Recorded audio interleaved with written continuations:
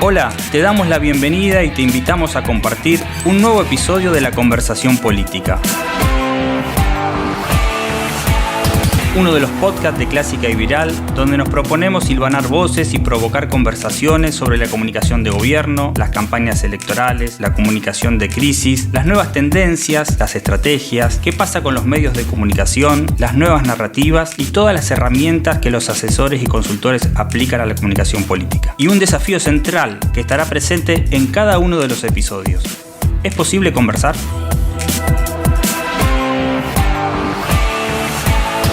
Soy Cali Lazzarini y acá junto a Damián de Glaube vamos a hablar con Eliezer Santanilla sobre un artículo que nos llamó muchísimo la atención en Beers and Politics, que siempre retoman estos temas, que tiene que ver con la conversación política como huella digital, como huella importante para la reputación digital. Un concepto, la verdad, bastante novedoso, bastante rupturista. Ligar lo que tiene que ver con la reputación, con aquella huella que uno va dejando en lo digital, no a través de las marcas, los logos, solamente la enunciación, sino con la capacidad de conversar, de establecer el diálogo con el otro. Seguramente va a ser un placer mantener esta conversación. Teoría y caso, Cali, teoría y caso, y hoy con un nuevo paradigma.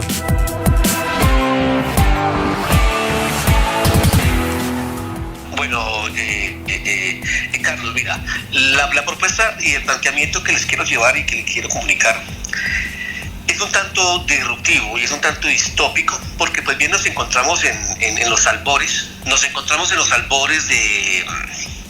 del 4G, de la cuarta revolución, del 5G, nos encontramos en los albores de la sistematización de los servicios, de los trabajos, de los puestos de empleo y demás.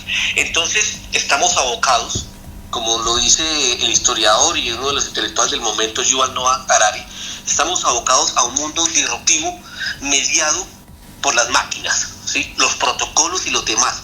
Pero es precisamente esta oposición de contrarios lo que me permite a mí ver cómo la conversación surge como el elemento del momento, ¿sí? Surge la conversación como la materia prima y fundamental en la estructuración de reputación digital a partir de la bios digital, ¿sí? Me explico de otra manera. A veces pensamos que todo está volcado a un software, a un mecanismo o a un sistema digital o mecánico para hacer la construcción de este tipo de reputación digital, hacer la huella digital como tal. En el artículo yo planteaba algo muy interesante, hablando de los gobiernos. Tanto los gobiernos tienen un periodo establecido, un periodo constitucional. Entonces, ¿qué hacen los jefes de prensa? ¿Qué hacen los directores, los gurús de la comunicación? Volcan la creación de sus contenidos hacia la construcción de medios propios, medios de carácter propio. Entonces generan su propio periódico, generan su propio espacio, su propia emisora, su propio programa radial, generan volantes, generan videos, generan su programa institucional a través de ya sea el canal comunitario o canales comerciales. Pero ¿qué pasa cuando se acaba el periodo constitucional? Esto se desmonta, se va el logo, se van los colores, se va la paleta de colores, se va la conceptualización y se va todo el discurso que tenía rankeado en las redes sociales o en la bios digital ese gobierno de turno. Y es eso. Termina siendo sencillamente un gobierno de turno incapaz de trascender en el tiempo, que es lo que buscamos nosotros con la reputación digital. Cuando se es incapaz de trascender en el tiempo es porque toda la comunicación se volcó hacia medios propios y nos olvidamos del valor de la conversación, porque finalmente el ciudadano es el que cobra gran valía y el ciudadano es el que cobra toda la fuerza en este momento. Es el ciudadano el encargado de mantener la presencia histórica del gobierno o ese liderazgo. No se puede ser un gobernante o no se puede permanecer un liderazgo volcados estrictamente a estos medios oficialistas. Nos tenemos que volcar hacia la epidermis, hacia el hipertexto, hacia el texto del relato conversacional. Entonces es así cuando lees la persona, es el individuo, es el ciudadano como tal, el encargado de mantenernos vigentes. Ahí es donde yo atribuyo a que es la conversación. Entonces el gobernante tiene que conversar con la gente, tiene que conversar con la ciudadanía, no con el experto, no con el experto en planeación que nos habla de las necesidades mismas. No. Es aquí donde el gobernante tiene que establecer una comunicación directa con la comunidad, con la gente. Y ahí les voy a hablar de un término, un concepto un tanto nuevo también, es el streaming político. ¿Sí? El streaming político es la manera de cómo podemos entrar a conversar con la comunidad, conversar con la gente y que ellos hagan parte esencial y fundamental de la construcción y el desarrollo de esas políticas públicas. Entonces, insisto, no es un software. Yo lo explicaba también en el artículo. Ahora tú te comunicas, tienes una emergencia médica, quieres tu vacuna sobre el COVID, te quieres agendar o quieres una prueba y te contesta un bot, me ingrese su cédula, ingrese su nombre y te empieza a dar una cantidad de respuestas. Pero el ser humano y la persona entra en conflicto con este tipo de sistemas, porque lo que queremos es una voz de aliento, porque lo que queremos es una inflexión humana, lo que queremos es un sentimiento, y ese sentimiento no se carga en un bot, no se carga en un protocolo, ni siquiera cuando una persona está allí detrás de un call center respondiéndonos y siguiendo sistemáticamente un protocolo o una línea o un guión de respuestas y preguntas. La gente quiere conversar. Y cuando podemos conversar con la ciudadanía, estamos haciendo la construcción de esa huella digital, porque no son los términos nuestros, sino los términos de la comunidad, los términos del abuelo, las expresiones cotidianas, la cotidianización de ese discurso, que se logra que la gente lo interiorice. Y como hoy en día, en estos momentos actuales de irrupción y digamos del poder digital, todos tenemos un submundo, una BIOS digital. Yo lo denomino la BIOS digital y me imagino que así lo denominan los expertos en el tema. Se habla de la BIOS digital de unos círculos de amistad, y esa BIOS digital y esos círculos de amistad se están generando y se van construyendo a partir de que estemos interiorizados en la ciudadanía, en la gente. Por eso insisto, es la conversación, es el relato, sobre todo para América Latina, porque pues aquí nos llegó la imprenta de manera tardía y la oralidad y el discurso oral tuvo una valía supremamente más importante. Eso es un tema que no nos lo están heredando los expertos modernos del momento. Yo insisto, nos lo están heredando los abuelos. Yo me atrevo a citar a Zanoni, de que hace muchos años este experto nos hablaba de cómo el usuario abandona su rol pasivo frente a los contenidos y se lanza a la red para aportar y compartir contenidos de carácter propio.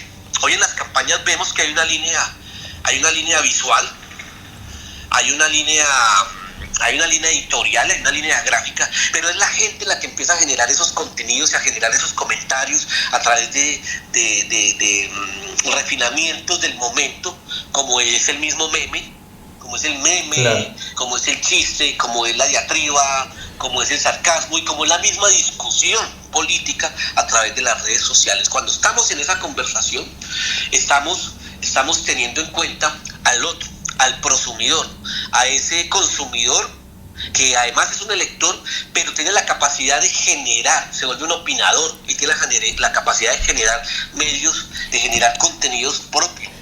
¿A qué gobierno no lo han puesto en crisis con un meme? ¿O qué noticia institucional a veces en determinados gobiernos no se ha visto en graves aprietos porque algún ocurrente por ahí generó un meme o tuvo un destello de malicia y tumbó la noticia?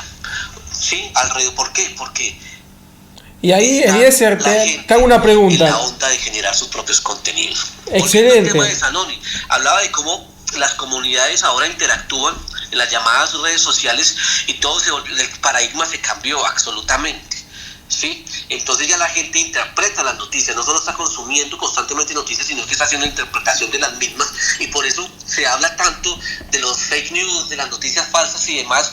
No es tanto que haya noticias falsas, sencillamente es que hay versiones acomodadas o versiones que se derivan o se deslindan de los intereses y también de los compromisos de esos internautas. Y ahí hay un tema que más fuerza y valía la construcción del legado digital a partir de la permeación, de la conversación, estar en la conversación, estar en boca de todo el mundo, estar en la lengua de la gente, estar en el texto de la gente, en los hipertextos de la gente.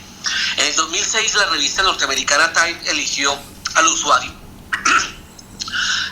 Usted y yo, se llamaba, fue el título para su tradicional personaje del año. Desde ese entonces se marcó lo que estamos viviendo hoy, y es la importancia de la ciudadanía en la contención, en la recepción, percepción y en la construcción de los mensajes y posteriormente de la huella digital. Yo lo he denominado también el mito de gobierno, ¿sí? Porque solo así logramos como dice Mario Reorda, el tiempo, solo así logramos sobrepasar y sobreponernos al tiempo, que son lapsos muy cortos, lo que nos da los escenarios mediáticos, por decir de alguna manera, pero trascendemos en la manera de que estemos en el relato conversacional del individuo, de la persona, Carlos. Y ahí una consulta, ¿qué tal? Damián te habla. Hemos visto en los últimos años que el marketing político generaba un montón de acciones, como bien decías, con la marca de un Estado, de un gobierno, de una gestión. Y se olvidaba mucho de la conversación, quizás el boca en boca, el diálogo, el ida y vuelta, como bien vos decías, y lo que me parecía más interesante es un nuevo paradigma. Ese ida y vuelta, ese diálogo, trasciende más en el tiempo que un buen diseño, que una buena pieza publicitaria, que un eslogan, y es lo que queda. Por supuesto, porque es que todo lo demás hace parte de un aparataje, de una estructuración, de unos lineamientos gráficos, y que es lo que buscamos nosotros con eso, permear, entrar a las entendederas locales, y las entendederas locales me refiero a la masa, al colectivo social.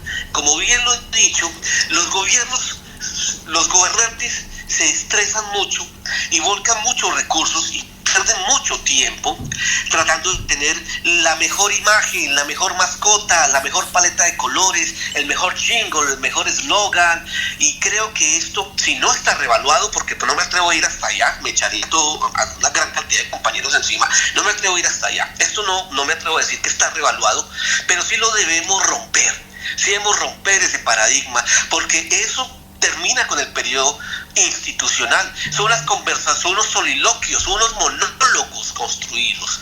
Hay que romper ya el monólogo, hay que romper el soliloquio y empezar a hablar con las comunidades, y mejor aún, darle materia prima para que sea la gente la que hable de nosotros, para que sea la gente la que esté hablando de la acción y del impacto de ese gobierno. Ahora, Mielser, te quiero hacer una consulta. Acá hablamos todos tienen la posibilidad de hablar, y las redes sociales nos dan la posibilidad de supuestamente interactuar, pero en realidad lo que vemos es que todos hablan y nadie escucha. Totalmente. Pero ojo, si no se escucha es que no se está estableciendo conversación.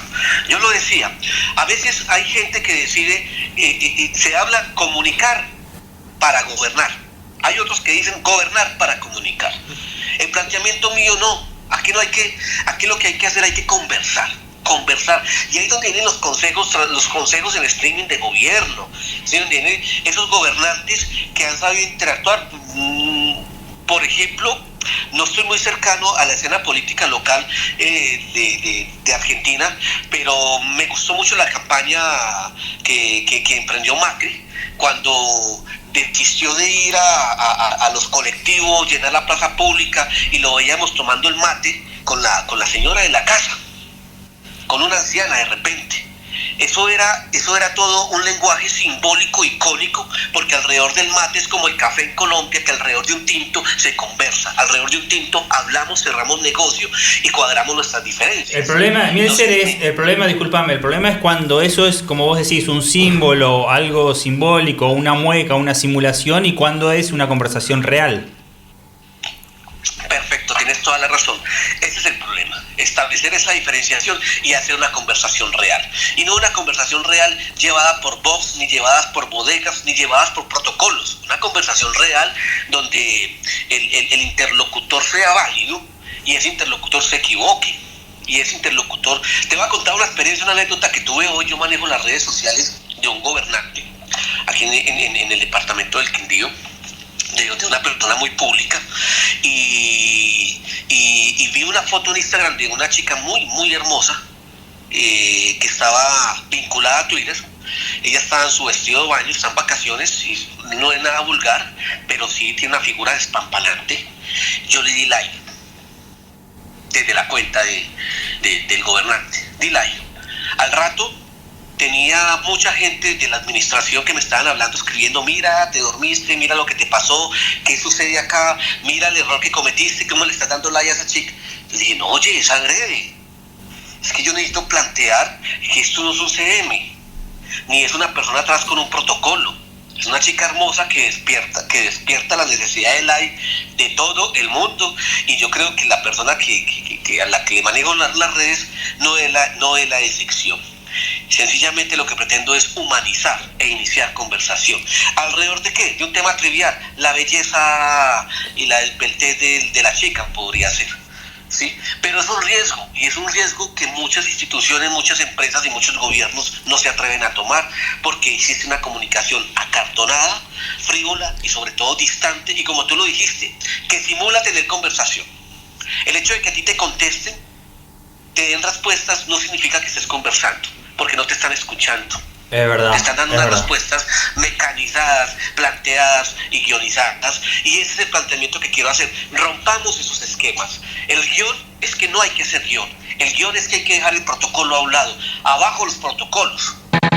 Y así se fue entonces un nuevo episodio de La Conversación Política. Les pedimos a todos y a todas que estén atentos a los próximos episodios de este y de otros podcasts de Clásica y Viral. Síganos para eso en redes sociales, o pueden ingresar también a clasicayviral.com.ar.